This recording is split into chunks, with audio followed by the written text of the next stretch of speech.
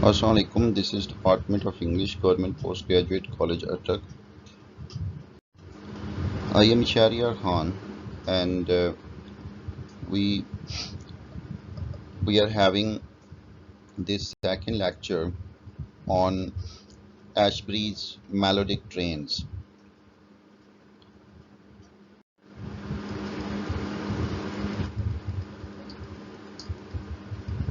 As I told you earlier, the poem is quite vague, and it is, you can say, uh, it consists of many threads. It uses many different kind of thought processes. It seems as if the writer, he is just talking about his conscious thoughts, the thoughts which are influenced by the external world.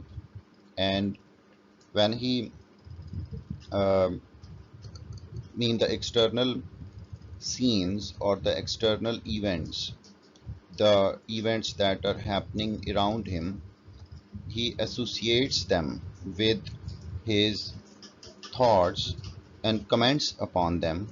And in this way, we can see that he, in a way, blends the external and the internal world for his readers.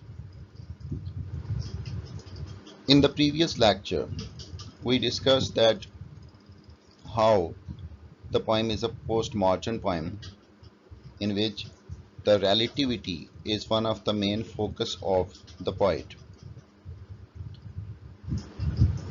It's not, it is that according to him, the space and time that are one of the coordinates of our existence, they are both relative. They are both um, not. They both are not absolute, as it was previously believed. And then we shifted to another relevant concept, which is one of the dominant concept of postmodern literature, is that of relativity of meaning. Meaning were also considered absolute in the past, but it was in the 20th century that this concept was challenged. And we discussed that how this relationship between signifier and signified is not an absolute relationship. It is a relationship which can be described as arbitrary. So, with these thoughts in mind, let us continue and look at the text. The next stanza, only the weight in stations is vague and dimensionless like oneself. How do they decide how much time to spend in each?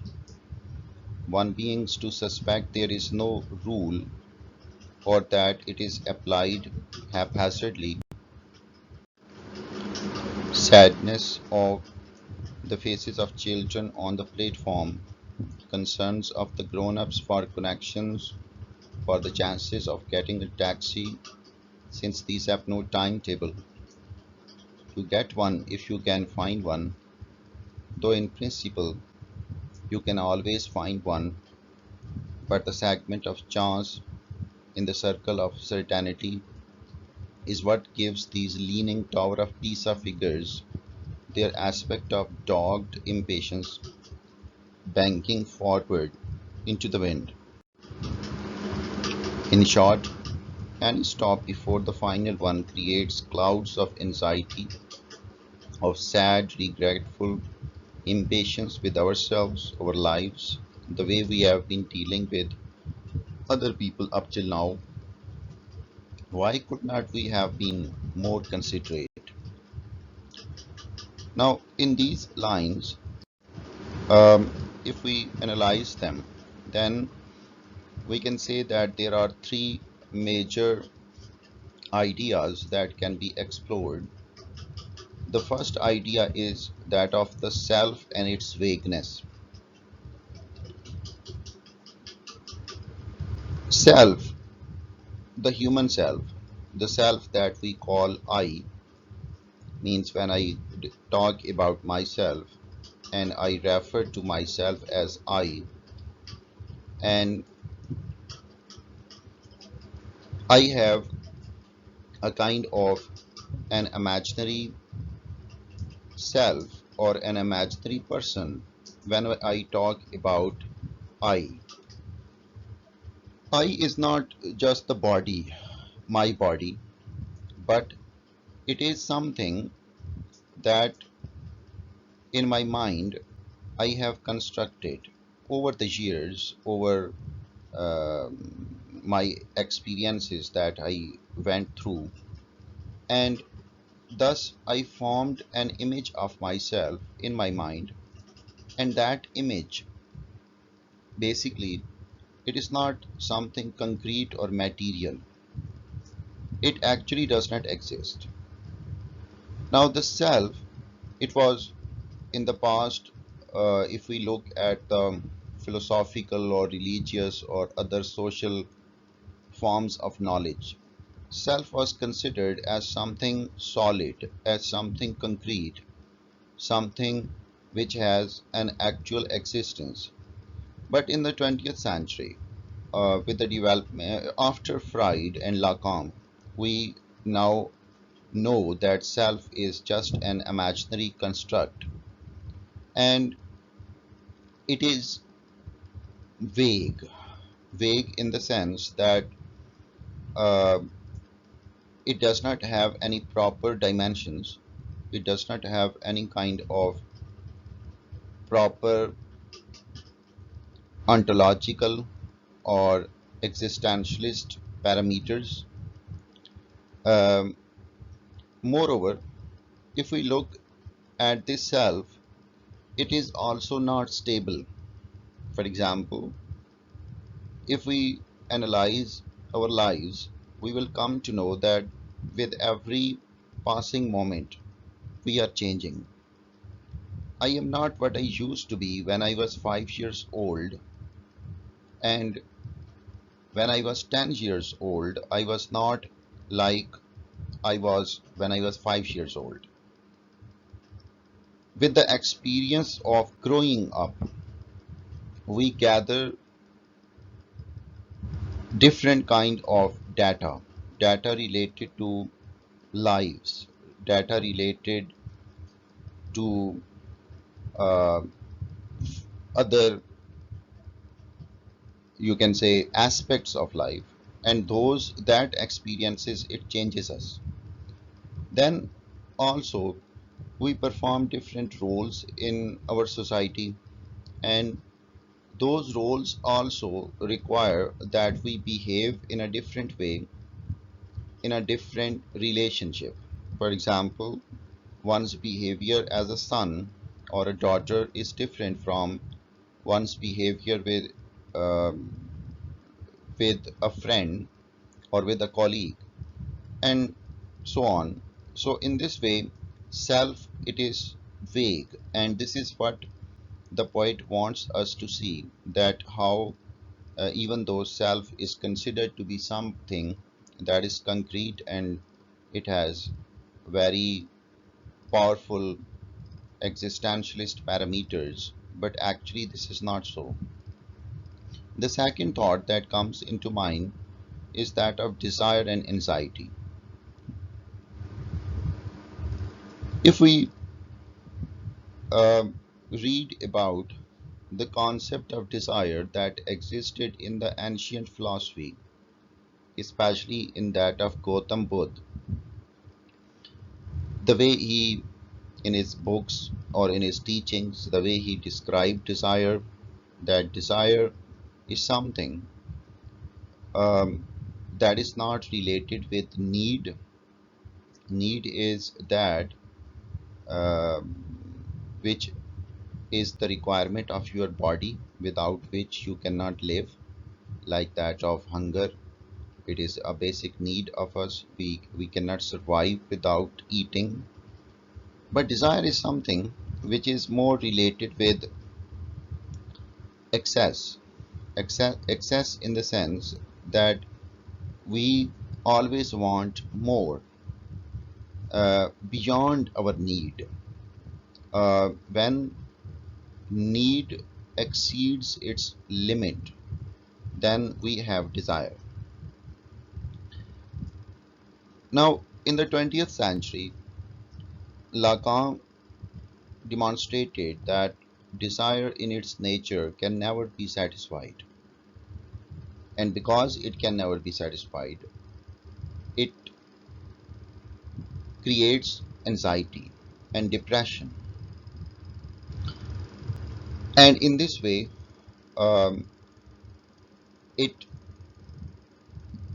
you can say, it gives birth to this feeling in us that what we have is not enough, that there is something more that we should have, that something more is somewhere else, and we have to reach there. And um, therefore, in the poem also, we see that how the poet, he is talking about this concept of human desire and anxiety. When those passengers in the train, when they are in train, they are consistently thinking about their destination. When they reach their destination, they become anxious that whether they would be able to get a taxi to get their homes or not. And even though they know that sooner or later they would be able to get a taxi, but this does not satisfy them. They consistently think about them, and this consistent thinking about this desire, it makes them anxious. Here we should understand that this journey of the train and this desire to get a taxi, it is basically a kind of metaphor for life.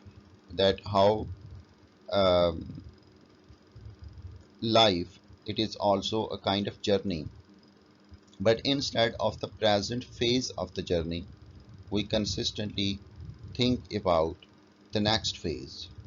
And in this way, we do not enjoy the present phase, and the next phase, we do not know what it would bring. So it consistently it consistently repeats itself, and we are never satisfied. We are always anxious.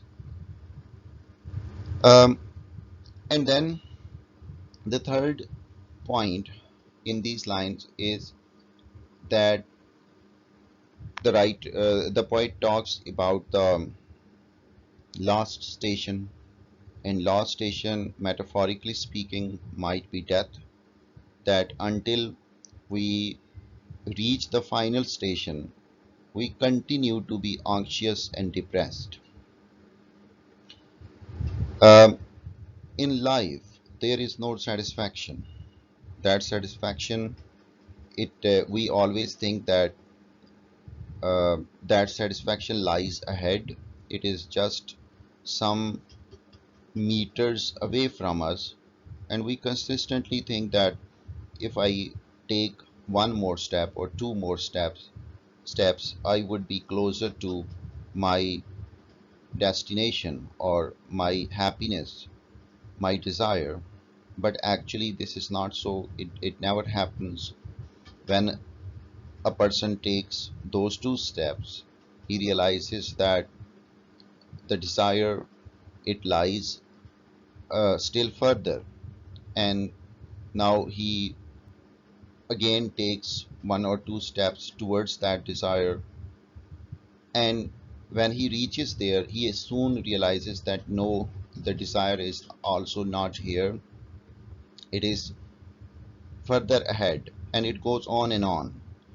And In this way, what what the poet wants to say is that um, this lost station, that is death, when we reach that lost station, that destination, and we look back at our journey or our life, we have so many regrets then.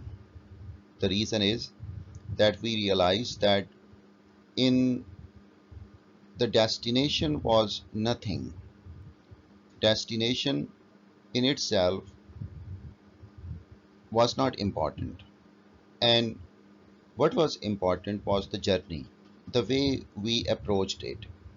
And during the journey, we always thought about what station lies ahead. We never allowed us to enjoy what was in hand, uh, what was the present, and this consistent thought about the future, it always perplexed us, overwhelmed us, and it never allowed us to enjoy what we had. This is the regret that he is talking about, that and this is the question that he poses at the end of these lines, that could not was not it possible for us that we could have been more considerate, we could have just relaxed and enjoyed the journey, because the station, the last station, the destination, it is not important at all, because suddenly when the journey would come to an end, it will erase everything. It will erase our existence. It would erase our all the things that we had, and in this way, uh, this particular desire of us, that we want to uh, continue to move on without realizing what we have now. This is basically the main cause of anxiety, and this is what the poet sees on the faces of those people who are the passengers on that train. And whenever a station comes, the way they board the train or the way they leave the train, it is really, it tells a lot about human life, about our ambitions, about our thoughts, about our psychological processes. And the poet is inviting us to see, um, to look at ourselves from a different angle and realize that what are we going through, what is this pattern, what is this, what are these habits that we have, and these habits which never allow us to look at ourselves and enjoy what we have. So we would be continuing with the text in our next lecture. Till then, take care.